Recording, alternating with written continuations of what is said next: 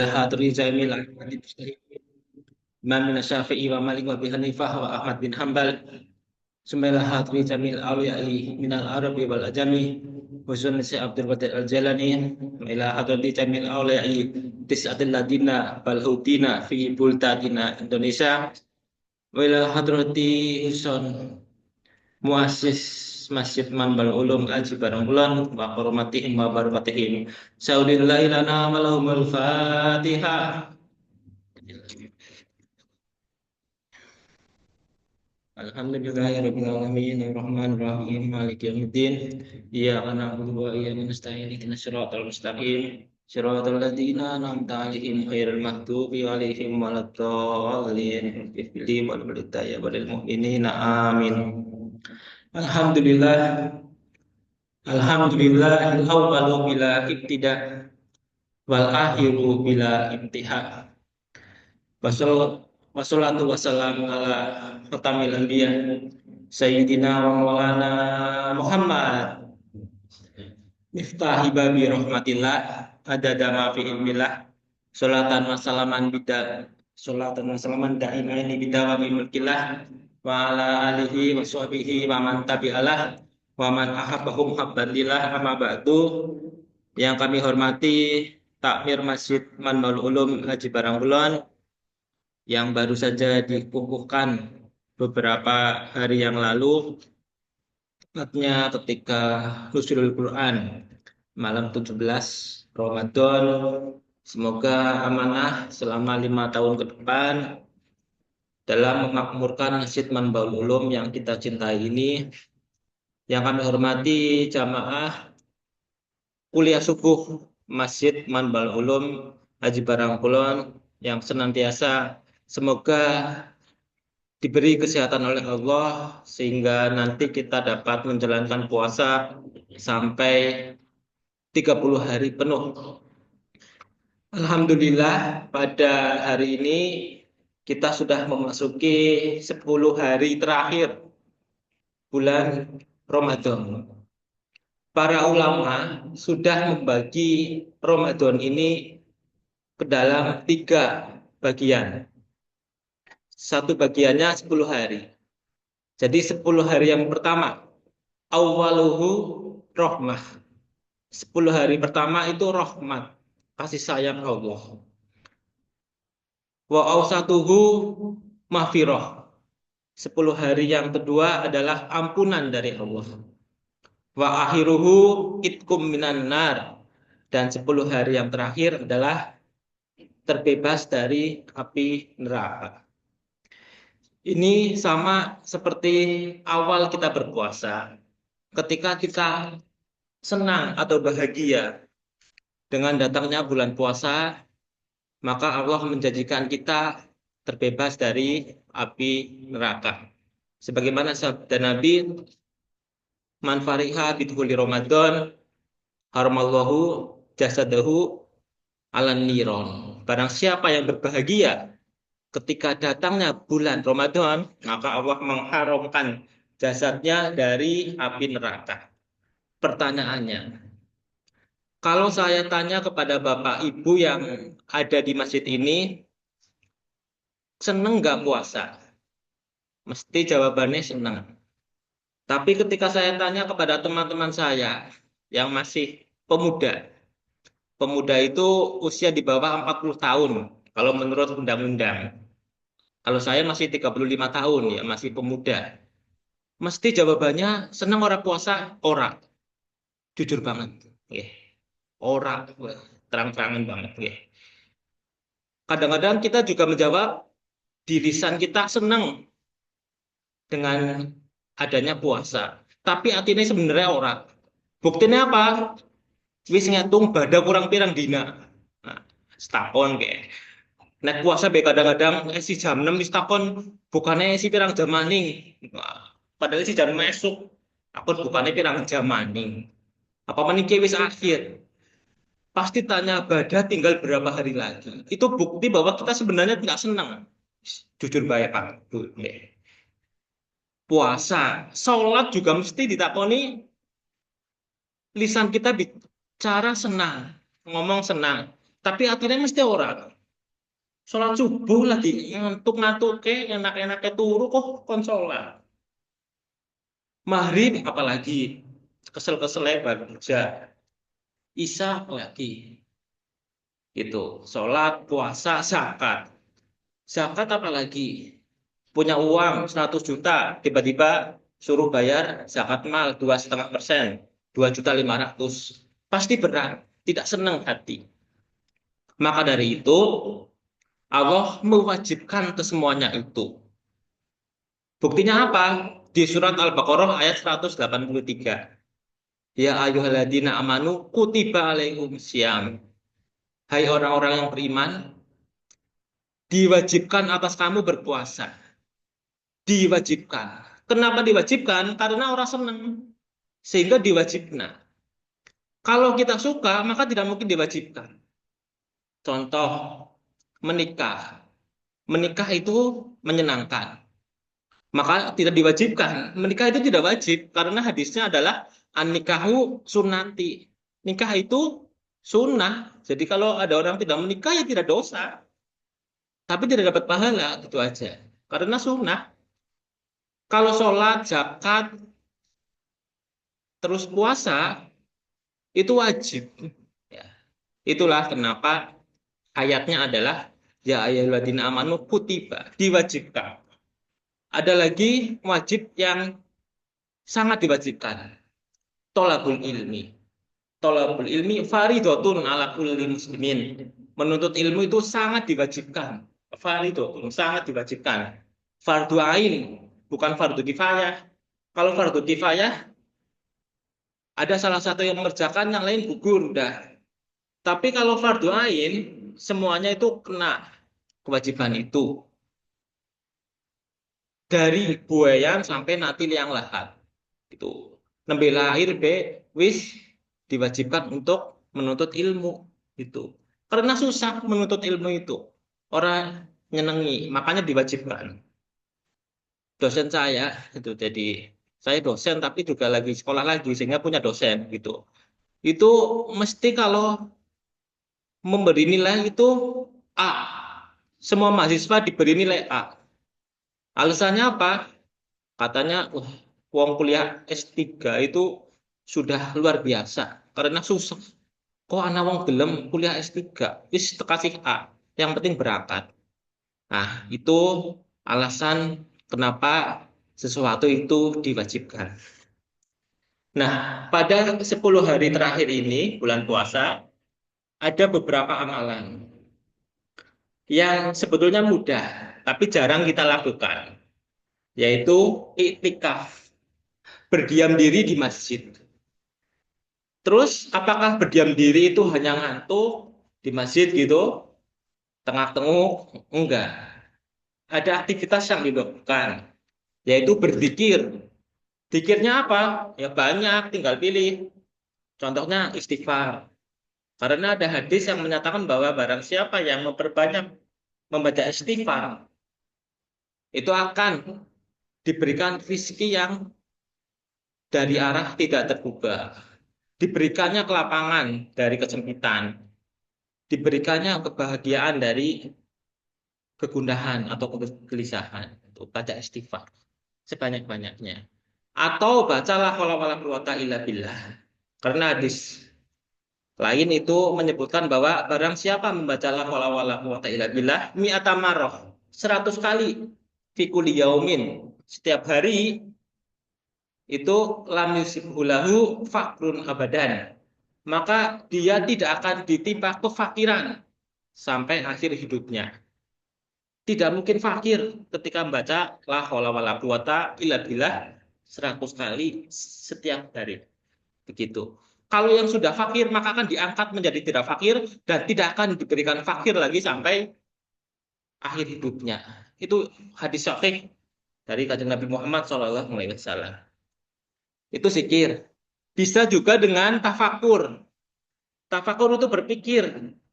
Karena kita punya kelebihan daripada makhluk yang lain. Makhluk hidup yang lain. Contohnya hewan, tumbuhan. Kelebihan kita adalah punya akal. Ada yang menyebut akal pikiran. Fungsinya untuk apa? Untuk berpikir. Nah, maka berpikir menjadi penting karena pahalanya sangat luar biasa. Asal saja tidak berpikir tentang Allah. Karena ada hadis yang menyatakan bahwa tafakaru fi khalqillah wala tafakaru fillah. Barang siapa yang berpikir, bukan barang siapa ya, berpikirlah, tafakaru.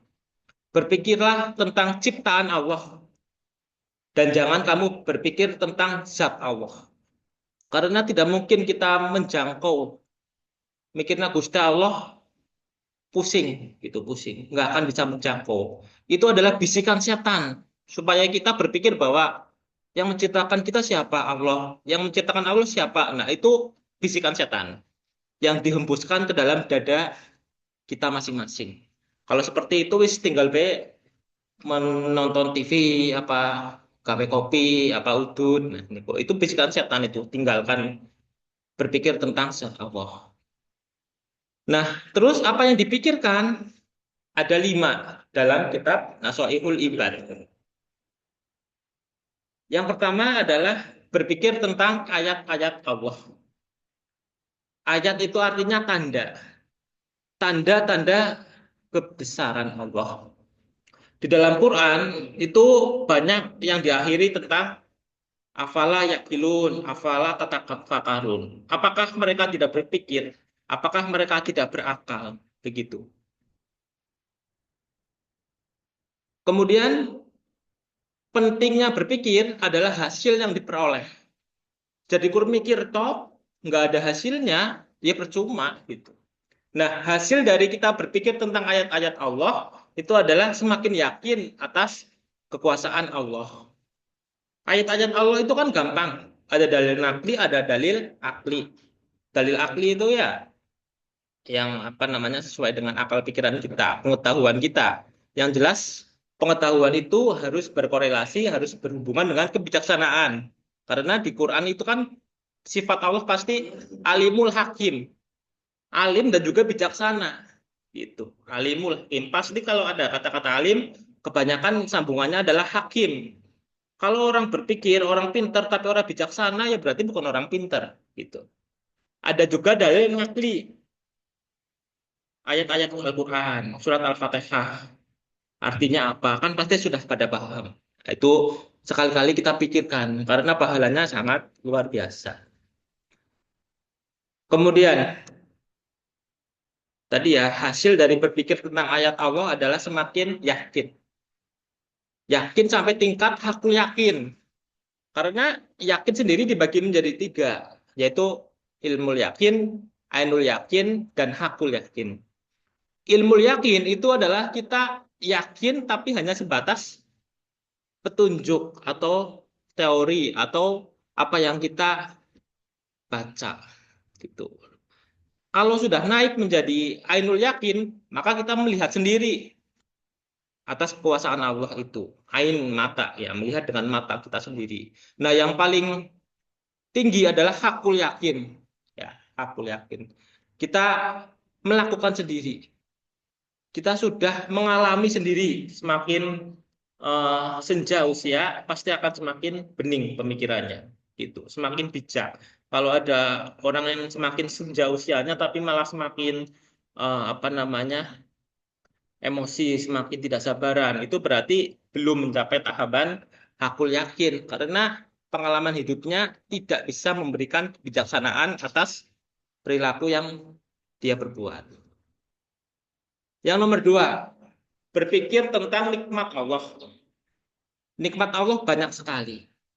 Yang wajib kita syukuri, yang pertama adalah iman, Islam, sehat, dan juga ilmu. Nah, itu wajib itu. Kita syukuri nikmat Allah yang keempat itu. Nah, ketika kita berpikir tentang nikmat Allah, maka akan semakin cinta terhadap Allah. Kadang-kadang banyak yang bertanya, cinta itu apa? Kalau menurut Imam Al-Ghazali dalam kitab Ihya Ulumuddin, bahwasanya Al-hubbu ibaratun an meritopi ila syai' muladi. Cinta adalah ungkapan ketertarikan mata. Watak ya. Watak itu tertarik kepada sesuatu yang dianggap nikmat. Wong jatuh cinta mesti nikmat. Tapi kadang-kadang sakit juga. Karena namanya juga jatuh cinta. Jatuh kan pasti sakit. Tuh. Kalau tidak siap sakit ya jangan jatuh cinta begitu. Sehingga kalau kita bicara cinta tadi, maka harus siap dengan anugerah dan cobaan yang diberikan Allah begitu. Nah, kuncinya apa? Agar kita mendapat ridho dari Allah, ya kita harus ridho dulu atas pemberian Allah. Kadang-kadang kita menuntut Allah ridho kepada kita, tapi kita sendiri tidak ridho terhadap apa yang Allah berikan, ya tidak bakalan ketemu begitu. Nah, yang nomor tiga adalah berpikir tentang pahala. Karena kita sudah terlalu lama, terlalu sering yang kita pikirkan adalah laba. Laba itu kan keuntungan, keuntungan duniawi begitu. Sedangkan pahala adalah sesuatu yang belum terjadi. Ya, maka ketika dikasih pilihan, mau uang 100.000 apa pahala? Pahala 100, pasti akan milih uang 100.000. Kenapa? Karena sudah kelihatan. Tapi kalau pahala, pahala siapa? Begitu ya. Oleh kapan? Nah, itu yang kadang-kadang eh, kita bertanya-tanya. Padahal Allah sendiri sudah berfirman dalam Al-Baqarah ayat 286, la yukallifullahu nafsan illa wusaha laha makasabat wa 'alaiha maktasabat. Gitu. Allah tidak membebani seseorang kecuali menurut kesanggupannya. Baginya ada pahala atas kebaikan yang diusahakannya, ada pula siksa atas kejahatan yang diperbuatnya. Kita berbuat baik pasti akan dapat pahala. Pahalanya berupa apa? Ya kebaikan dari apa yang kita perbuat tadi akan kembali lagi kepada kita berupa kebaikan yang lain. Ada 7 ya, sebenarnya.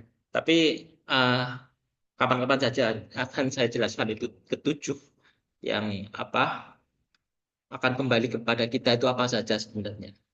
Nah, pahala yang terbesar yang kita harapkan adalah masuk surga dan kekal abadi di dalamnya. Karena kalau kita mengandalkan amal kita, usia kita berapa nanti? Kalau 100 tahun, maka kita di surga hanya 100 tahun. Karena amal kita juga 100 tahun. Itu juga kalau seumur hidup kita beramal terus. Jadi yang bisa memasukkan surga kita adalah rahmat dari Allah. Bisa jadi satu kebaikan kita itulah yang mengantarkan kita ke surga. Tuh. Jadi kalau berpikir tentang pahala, seharusnya kita tambah semangat dalam taat. Semakin semangat ke masjid, jamaah, subuh, semakin semangat membaca Quran, semakin semangat menebar manfaat kepada orang lain. Nah, tawakal gitu ya, pasrah itu sebenarnya adalah keaktifan. Contohnya apa? Ketika kita mau bepergian, yang dibaca adalah Bismillahirrahmanirrahim wala haula wala quwata illa billahil aliyyil adim. Jadi orang tawakal itu kadang-kadang salah kaprah. Tawakal ya pasrah diam saja. Justru malah ketika orang sudah tawakal maka dia harus bergerak, harus aktif dalam memberi kesemangatan atau manfaat kepada orang lain. Gitu. Ini berpikir tentang pahala yang diberikan oleh Allah. Yang keempat, apa aja yang dipikir ketika kita beriktikaf? Yaitu berpikir tentang siksa Allah. Mau sing apik-apik pahala, masuk surga. Malah kadang-kadang ada yang bilang bahwa di surga ada 70 bidadari gitu kan. Itu seneng wong lanang, nek wadon apakah ada bidadara? Wallahu alam ya, karena saya belum pernah ke surga ya. Gitu ya. Nanti kita sampai ketemu aja di surga ya. Mungkin Bapak Ibu dulu, saya terakhiran tidak apa-apa lah. Nah, Nabi Muhammad SAW itu sangat senang ketika mendapat hadiah dari Allah. Ada 2 hadiah dari Allah yang sangat disukai oleh Nabi Muhammad SAW. Yang pertama adalah Al-Fatihah. Kita baca Al-Fatihah tiap hari nggak akan bosan, itu pasti. Yang kedua adalah akhir surat Al-Baqarah. yang kita baca sering untuk tahlilan. Rabbana la tu'akhidna in nasina au akhtana. Kanjeng Nabi disuruh oleh Allah, kamu minta apa saja, pasti akan saya jawab, na'am, ya, akan saya kabulkan. Kemudian Nabi minta bahwa Rabbana la tu'akhidna in nasina aw akhtana. Ya Allah, jangan kamu langsung hukum kami ketika kami berbuat dosa dan salah. Karena kan manusia al-insanu makhlukul khata wa nisyan. Manusia tepatnya salah dan lupa. Kita pasti berbuat salah, pasti, tidak mungkin tidak. Nah, Nabi itu berdoa bahwa aja langsung dihukum, Gusti Allah, umat saya ketika berbuat dosa jangan langsung dihukum. Kalau umat Nabi yang lain, Nabi Nuh ketika berbuat dosa langsung dihukum sama banjir. Tapi kita kan enggak. Allah sudah menjawab, ya, naam. Naam itu artinya yes. Ya, wis janji cap. Ya. Maka kita berbuat dosa misalkan atau kesalahan tidak mungkin langsung dihukum sama Allah, melainkan ditunggu sampai tobat. Maka kadang-kadang sering buat permainan lah, istighfar li diampuni langsung, ya nggak bisa. Justru malah harusnya kita segera ketika berbuat salah itu minat dulu mati ilan nur, dari kegelapan langsung kepada cahaya. Jadi setelah dosa harus segera bertobat karena sudah diberikan tadi Robbana la tu'akhidna in nasina aw akhtana. Nah, kalau ketika sudah berpikir tentang siksa Allah, maka akan semakin takut masuk ke dalam neraka. Gitu. Terakhir, nah, terakhir pada mulai, wah, serap rampung ya. Yang terakhir adalah berpikir tentang kebaikan Allah serta berpikir tentang renggangnya hubungan kita dengan Allah.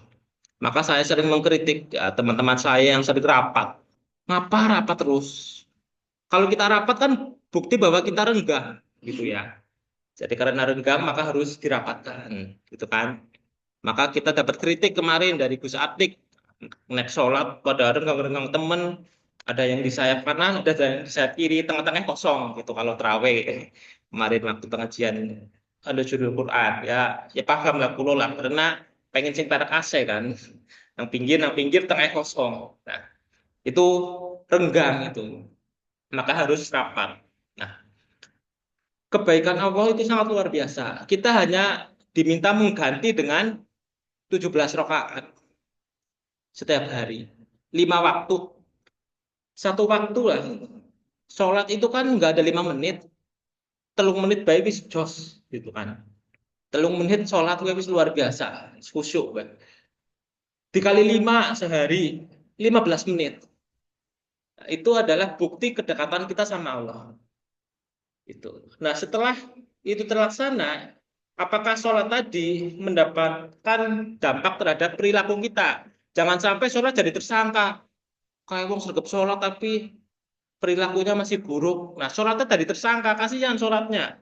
Itu ya. Jadi, net sholat ya seharusnya sudah bisa menjauhkan kita dari perbuatan keji dan mungkar. Begitu. Nah, kalau kita sudah berpikir tentang Allah itu baik, kita harus mendekat sama Allah. Maka kita sudah kenal dengan Allah. Karena kewajiban kita sebagai manusia adalah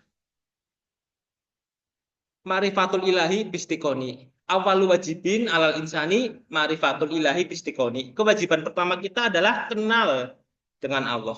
Caranya kenal gimana? Man arafa nafsa fakot arafa robbah. Kenal terhadap diri kita sendiri. Kalau kita sudah kenal siapa diri kita, maka kita akan kenal dengan Allah. Maksudnya apa? Diri kita itu kecil. Makanya setiap sholat kita Allahu Akbar.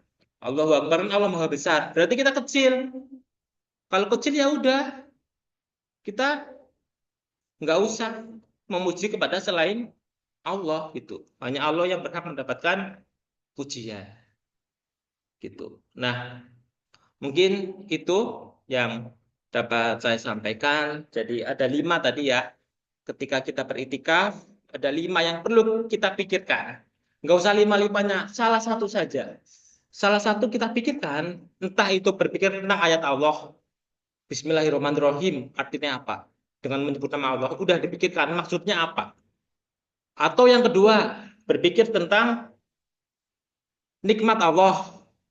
Atau ketiga, berpikir tentang pahala yang akan Allah berikan. Atau yang keempat, berpikir tentang siksa yang akan Allah berikan. Atau yang kelima, berpikir tentang kebaikan Allah. Berpikir saat itu lebih baik daripada ibadah setahun. Ada hadis yang bicara seperti itu. Hanya berpikir saat itu ibadahnya apa? Pahalanya lebih bagus daripada 1000 tahun. Makanya kita jangan sampai kita duduk diam di sini nggak ada niat untuk iktikaf. Jadi niatnya tetap harus iktikaf. Nawaitul iktikaf itu. Jadi ketika sudah iktikaf, kalau nggak zikir nggak apa-apa. Yang penting merenung tadi tentang 5 hal itu, maka insya Allah kita akan mencapai apa namanya tujuan kita berpuasa yaitu la'alakum tatakun. Niki pangapunten kalau pakai laptop ini karena saya rekam gitu ya buat kenang-kenangan. Jadi ada dokumentasinya. Jadi kedepannya bisa lihat, wah anak video nih kayak. Jadi orang lain bisa melihat juga. Jadi mohon maaf kalau kalau mau dikira ngapa-ngapa dan ini kayak bawa laptop gitu jadi direkam gitu ya saya sengaja untuk merekam gitu.